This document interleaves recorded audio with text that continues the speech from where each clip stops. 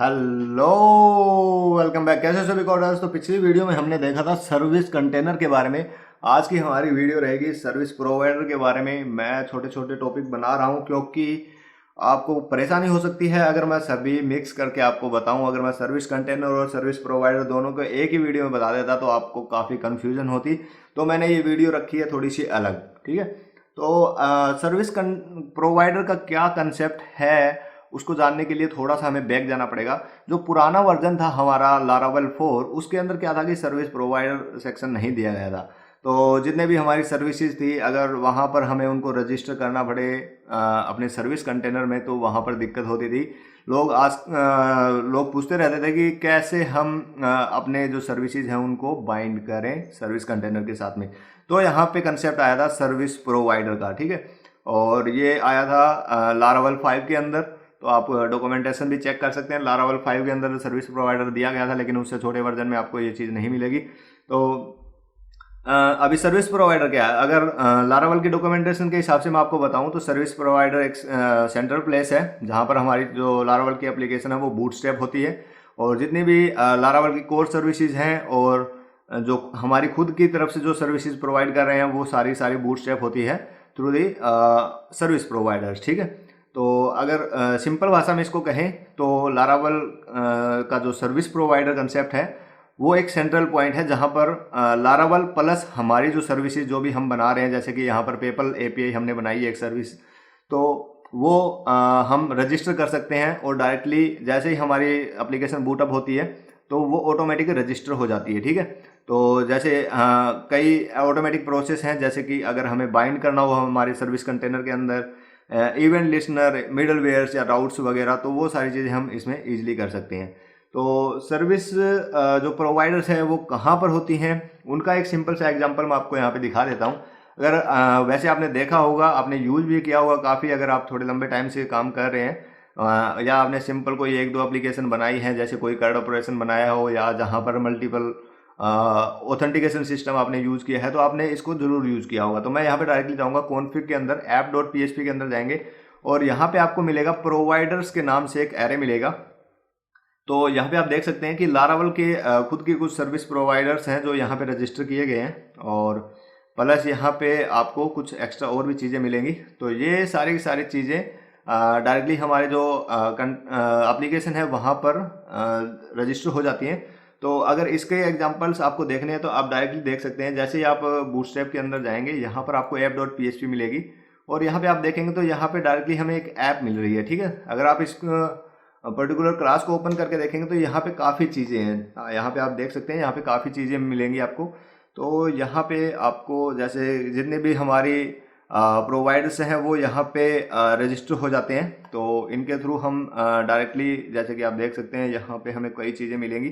तो यहाँ पे मैं एक मिनट इसको स्क्रॉल करके आपको दिखा देता हूँ। तो यहाँ पे हम फाइंड भी कर सकते हैं, कंट्रोल F, एंड यहाँ पे मैं लिखूँगा ऐप, एंड आप यहाँ पे देखेंगे रजिस्टर कॉन्फ़िगर प्रोवाइडर, ठीक है।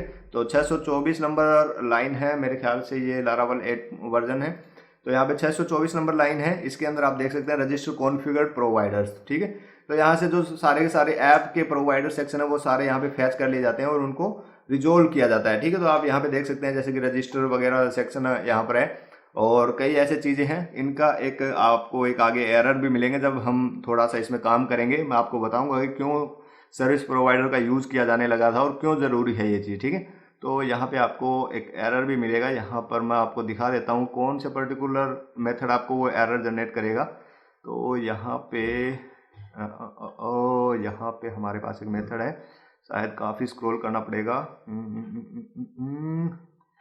तो यहाँ पे मेरे ख्याल से यही होना चाहिए। एक मिनट, हम इसको सर्च कर लेते हैं, कंट्रोल F, एंड ओके। यहाँ पे एक मिनट, कंट्रोल F करता हूँ। यहाँ पे मैं लिखता हूँ अनरिजोल्वेबल। तो यहाँ पे हम डायरेक्टली सर्च करेंगे अनरिजोल्वेबल या प्रीमेटिव के नाम से, शायद हमारे पास होना चाहिए प्रीमेटिव्स। एक मिनट, प्रीमेटिव, मेरे ख्याल से मेरे को स्पेलिंग की थोड़ी सी दिक्कत हो रही है मेरे को। अनरिजोल्व, मेरे ख्याल से इसके अंदर नहीं है, चलो कोई बात नहीं है, जब एरर आएगा तो उस दौरान हम देख लेंगे। तो डायरेक्टली वो जो एरर जनरेट होगा वो वहीं से होगा, तो यहाँ पे मैं आपको थोड़ा पजल नहीं करना चाहता, तो इसको बाद में देखेंगे। तो मेनली जो हमारी जो जितने भी प्रोवाइडर्स हैं डायरेक्टली इस तरीके से रजिस्टर हो जाते हैं। तो यहाँ पे जितने भी हम खुद बनाते हैं या जो लारावल के कोर की तरफ से है या जो यहाँ पे हमारे पास जो प्रोवाइडर्स अवेलेबल हैं ऐप के अंदर, वो सारे सारे आपको यहीं पे मिलेंगे, ठीक है। तो यहाँ पे हमें जितने भी हमारे कस्टम है या जो पैकेजेस के थ्रू मिल रहे हैं वो सारे सारे हमें यहीं पे रखने होते हैं, ताकि जब भी जो एप्लीकेशन लोड होती है, जो भी हर एक रिक्वेस्ट जाती है, तो उस दौरान हमारा जो भी सर्विस है वो लोड हो सके या रजिस्टर हो सके, ठीक है। तो ये है मेनली कि कैसे हम एक सर्विस प्रोवाइडर को रजिस्टर कर सकते हैं या कहाँ पर वो एट ए टाइम अवेलेबल होता है, ठीक है। तो अब एक पॉइंट आता है कि सर्विस प्रोवाइडर की रिक्वायरमेंट हमें क्यों पड़ी, ठीक है। तो मेनली जैसे अभी हमने देखा था कि एक हमने यहाँ पे सर्विस बनाई थी पेपल एपीआई के नाम से। तो एक ये सिंपल यहाँ पे एक सर्विस है और इसको हमने यहाँ पे इस क्लाइंट के अंदर इंजेक्ट किया हुआ था। तो यहाँ पे हम इसको यूज़ कर रहे थे, कोई दिक्कत नहीं थी, हमारा सही कोड चल रहा था। तो अब सर्विस प्रोवाइडर की ज़रूरत क्यों है, ठीक है। तो इसका एक सिंपल सा एग्जाम्पल हम देखते हैं कि अगर मैं यहाँ पे कोई भी डिपेंडेंसी इसमें ऐड कर लेता हूँ या कोई पैरामीटर मुझे रिक्वायर्ड हो, तो उसको कैसे रिजोल्व करेंगे, ठीक है। तो यहाँ पे जैसे मान लो मैं इसको यहाँ से चेंज कर देता हूँ और यहाँ से मैं रिटर्न करूँगा एक एरे। यहाँ पे मैं लिखूँगा अमाउंट और यहाँ पे लिखूँगा 1 2 3 और यहाँ पर मैं इसमें लिख दूँगा ट्रांजैक्शन एंड ट्रांजैक्शन और इसमें हम पास कर देते हैं कोई भी एक स्ट्रिंग पास कर देते हैं, ठीक है। और यहाँ से एरे हमें रिटर्न करना है, ठीक है, एरे। तो यहाँ पे जैसे मैं इसको कॉल करूँगा यहाँ पे, तो आप देख सकते हैं यहाँ पे हमें एरे मिल रहा है, अभी ठीक काम कर रहा है। लेकिन जैसे इसकी कोई डिपेंडेंसी आ जाती है या कोई हमें रिक्वायर्ड पैरामीटर हो, उसको यूज़ करना हो, तब यहाँ पे दिक्कत होती है। जैसे कि मैं यहाँ पे यूज़ करता हूँ __ कंस्ट्रक्ट और यहाँ पे मैं कहूँगा कि मेरे पास जो ट्रांजैक्शन नंबर है वो हम कहीं और से लेके आ रहे हैं। जैसे कि यहाँ पे मैं लिखूँगा इसमें डायरेक्टली मैं इसको इंजेक्ट कर लेता हूँ यहाँ से ट्रांजैक्शन आईडी एंड इसको मैं इनिशियलाइज कर लेता हूँ, ठीक है। तो प्राइवेट इनिशियलाइज हो गया और यहाँ पे मैं डायरेक्टली दिस का ट्रांजैक्शन आईडी, ठीक है। तो यहाँ पे अगर अभी मैं इसको रिफ्रेश करता हूँ तो यहाँ पे मेरे पास एरर आ जाता है कि आप का जो चीज़ आप यूज़ कर रहे हैं, जैसे कि यहाँ पे अनरिजोल्वेबल डिपेंडेंसी रिजोल्विंग और जो पैरामीटर आपका है transaction ID in the class API, वो आपका रिजोल्व नहीं हो पाया है, ठीक है। और ये एरर सॉरी यहाँ पे कंटेनर की तरफ से एरर था। तो ये कंटेनर के अंदर मेथड अवेलेबल है अनरिजोल्वेबल प्रिमिटिव्स, ठीक है। तो यहाँ पे जो भी हमारा पैरामीटर था उसके थ्रू इन्होंने एक एरर एक्सेप्शन थ्रो कर दी, ठीक है। तो यहाँ पर इसको रिजोल्व करने के लिए हमें जरूरत पड़ती है कि उसका हम एक इंस्टेंस क्रिएट करके उसको रजिस्टर करें, ठीक है। तो यहाँ पर क्या होता है कि डायरेक्टली हम इसको यहाँ पे जैसे कॉल कर रहे हैं, यहाँ पे डायरेक्टली इंजेक्ट कर रहे हैं हम इसको, ठीक है। तो इसको यहाँ पे हम प्रोवाइड नहीं कर सकते उस डाटा को, क्योंकि अगर मैं यहाँ पे देना चाहूँ तो यहाँ पे जैसे कि मान लो मैं कोई ट्रांजैक्शन आईडी कुछ पास करना चाहता हूँ, तो यहाँ पे वो बेसिकली मेरा यहाँ पे ही एरर जनरेट कर देगा, ठीक है। तो यहाँ पे इसको ऐसे हम नहीं कर सकते। तो ये हमें क्या करना पड़ेगा, हमें इसको बताना पड़ेगा जब भी ये पर्टिकुलर जब सर्विस कॉल हो तो हमें ये वाली ट्रांजैक्शन आईडी या कोई रैंडम ट्रांजैक्शन आईडी हमें प्रोवाइड करनी है, ठीक है। तो यहाँ पर बात आती है फिर सर्विस प्रोवाइडर की, ठीक है। तो सर्विस प्रोवाइडर हम क्रिएट कर सकते हैं। अगर आप खुद से क्रिएट करना चाहते हैं क्लास, तो डायरेक्टली यहाँ पे क्रिएट न्यू क्लास कर सकते हैं। लेकिन यहाँ पर एक कमांड भी अवेलेबल है जिसके थ्रू आप इसको डायरेक्टली रन कर सकते हैं, ठीक है। तो सिंपल कमांड है, कुछ ज़्यादा इसमें है नहीं। तो यहाँ पर आपको डायरेक्टली PHP आर्टिसन लिखना है, PHP आर्टिसन, और यहाँ पे मेक प्रोवाइडर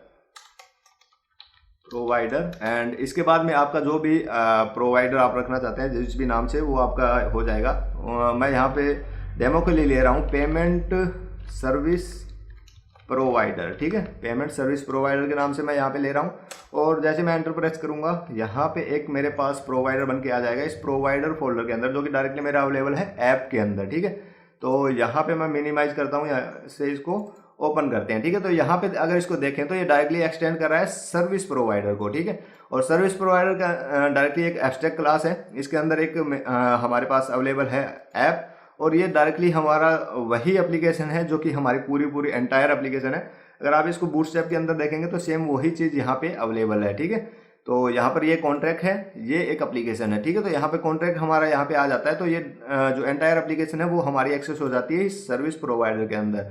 और जो भी हम कोई भी चीज़ बाइंड करना चाहते हैं, जैसे हमारी कोई सर्विस है वो हम बाइंड करना चाहते हैं, तो उस एप्लीकेशन के थ्रू हम बाइंड कर सकते हैं, ठीक है। तो काफ़ी ईजी हो जाता है ये चीज़।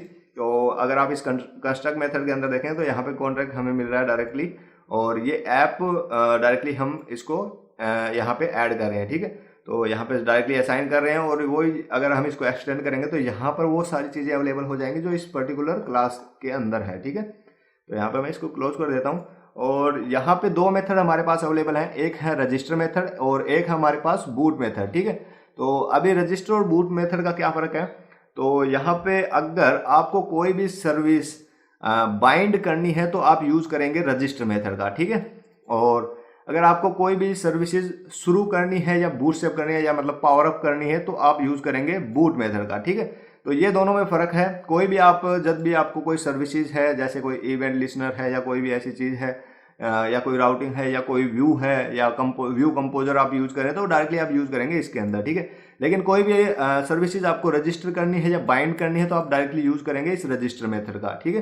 तो ये सिंपल चीज़ है। इसके अंदर अगर आप कोई भी सर्विसेज अगर आप यूज़ करना चाह रहे हैं अपने प्रोजेक्ट के अंदर और आप इसको अंदर रख देंगे तो आपको एट ए टाइम वो लोड नहीं होगी और आपको काफ़ी जो इशू है वो फेस करने पड़ सकते हैं, ठीक है।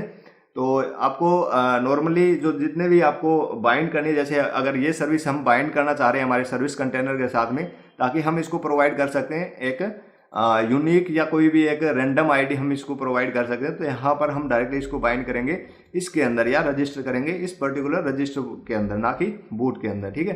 तो यहाँ पे बूट का भी हम एग्जांपल देखेंगे। तो सिंपली अगर हम इसको रखना चाहते हैं, मतलब इस पर्टिकुलर जब भी ये कॉल हो तो ये ऑटोमेटिक एक इसका इंस्टेंस यहाँ पे क्रिएट हो गए रिटर्न हो जाए। तो कैसे कर सकते हैं इसको डायरेक्टली, जैसे कि मैंने आपको बताया यहाँ पे ऐप अवेलेबल है, ऐप के अंदर एक मेथड अवेलेबल होगा हमारे पास बाइंड, और ये बाइंड और सिंगलटन के बारे में मैं दोबारा से आपको बताऊंगा। ये सिंपल मैं एक आपको बताने के पर्पज से इसको रख रहा हूँ। तो यहाँ पे मैं डायरेक्टली जब भी मेरी पेपल एपीआई जब कॉल हो, जो पेपल एपीआई की जो क्लास है वो अगर कहीं यूज़ की जाती है, इंजेक्ट की जाती है, तो डायरेक्टली यहाँ पर मेरा एक फंक्शन रन होगा, ठीक है। एक फंक्शन फंक्शन एंड मेरा कॉल बैक है, और यहाँ से मैं डायरेक्टली इसके अंदर रिटर्न करूँगा जब भी ये कॉल हो। तो यहाँ पे न्यू पेपल एपीआई, एंड यहाँ पे मैं डायरेक्टली ट्रांजैक्शन आईडी कुछ भी लिख सकता हूँ, जैसे कि बी टेस्ट कोडर, एंड यहाँ पे मैं इसको प्लस कर दूंगा, और यहाँ पे रैंडम नंबर कोई भी हम दे देते हैं 0 से 1500, ठीक है। यहाँ पे प्लस नहीं आएगा, यहाँ पे आएगा डॉट एंड कोडर, ठीक है, और यहाँ पे एंटर, ठीक है। तो जब भी ये वाली चीज़, जैसे कि यहाँ पे हमने इसको इंजेक्ट किया है, तो ये डायरेक्टली क्या देखेगा कि यहाँ पर ये पर्टिकुलर ओके, यहाँ पे ये कॉल की गई है, तो ये कॉल बैक हमें रन करना है और यहाँ से रिटर्न करना है दिस वन, ठीक है। तो यहाँ पे मेन चीज़ हमारी हो जाती है कि हमने एक बाइंड कर लिया, लेकिन यहाँ पे हमें इसको बताना भी होता है कि हमारी मेन एप्लीकेशन के अंदर एक और सर्विस प्रोवाइडर आ गया है, तो इसको हमें क्या है रजिस्टर करना पड़ता है, ठीक है। एक सर्विस प्रोवाइडर को भी हमें रजिस्टर करना पड़ता है, एक जो भी हमारी एप्लीकेशन है उसको, जो भी हमारी सर्विसेज है उसको भी हमें रजिस्टर करना पड़ता है, ठीक है। तो यहाँ पे जो सर्विस प्रोवाइडर है इसको हम कहाँ पे रजिस्टर करेंगे, इसको हम रजिस्टर करेंगे हमारी app.php के अंदर, ठीक है। और यहाँ पर आप देख सकते हैं एप्लीकेशन सर्विस प्रोवाइडर यहाँ पे दिए गए हैं, तो आप डायरेक्टली यहाँ पे रख सकते हैं इसको। तो यहाँ पे डायरेक्टली जैसे कि यहाँ पे ये वाली चीज़ें यूज हो रही हैं, सेम आप लिख सकते हैं, या आपके पास जो आपका आईडी ही है या जो भी आप PHP स्टॉर्म या जो भी यूज़ कर रहे हैं, अगर आप वो ऑटोमेटिक इन चीज़ों को इनिशियलाइज कर देता है तो बहुत अच्छी बात है। तो यहाँ पे मैं यूज़ करूँगा payment service provider and class, ठीक है। सेव करेंगे इसको, यहाँ से रिफ्रेश करेंगे, और यहाँ पे आप देख सकते हैं, यहाँ पे जैसे मैं इसको रिफ्रेश करूँगा वो मुझे रैंडम एक आईडी बना के यहाँ पे दे देगा, ठीक है।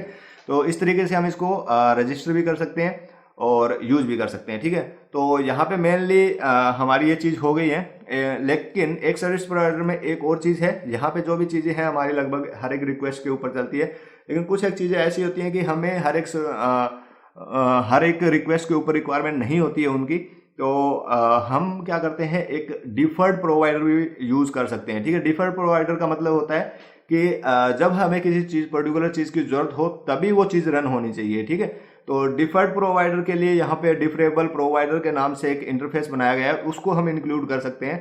तो यहाँ पे हम क्या यूज़ करेंगे, डायरेक्टली इसको इम्प्लीमेंट कर सकते हैं, इम्प्लीमेंट्स, एंड यहाँ पे हम लिखेंगे डिफर प्रोवाइडर, ठीक है। तो आप देख सकते हैं यहाँ पे eliminate contracts and support deferrable provider, ठीक है। और ये डायरेक्टली हमें एक प्रोवाइड मेथड प्रोवाइड करता है। तो यहाँ पे है प्रोवाइड्स के अंदर आप देख सकते हैं यहाँ पे हम इसको डायरेक्टली यूज़ कर सकते हैं। और यहाँ पर इसको मैं यहाँ से रिमूव करके यहाँ पे हम एक एरे रिटर्न कर सकते हैं। एरे के अंदर हमें जो भी हमने यहाँ पे यूज़ किया है उसको हम डायरेक्टली यहाँ से रिटर्न करेंगे, ठीक है। तो यहाँ पे इसको हम डायरेक्टली ऐसे यूज़ कर सकते हैं और ये एक एरे रिटर्न करेगा, ठीक है। और यहाँ से रिफ्रेश करेंगे तो हमारा जो काम है वो यहाँ पर भी सेम वैसे ही चलेगा। जहाँ पर हमें ज़रूरत होगी, जैसे कि पर्टिकुलर इस रिक्वेस्ट के ऊपर हमें इसकी ज़रूरत है, तो ये वाली चीज़ यहाँ पे ही रन होगी, दूसरी जगह रन नहीं होगी। तो इससे क्या होता है कि हमारी जो एप्लीकेशन की परफॉर्मेंस है वो काफ़ी इंक्रीज हो जाती है और हमारी हर एक रिक्वेस्ट पे हर एक पर्टिकुलर जो यहाँ पे सर्विस कंटेनर से हर एक जो भी हमारी API वगैरह जो भी हमारी सर्विसेज है वो लोड नहीं होती है, जिसकी वजह से जो हमारी एप्लीकेशन की परफॉर्मेंस है वो काफ़ी इंक्रीज हो जाती है।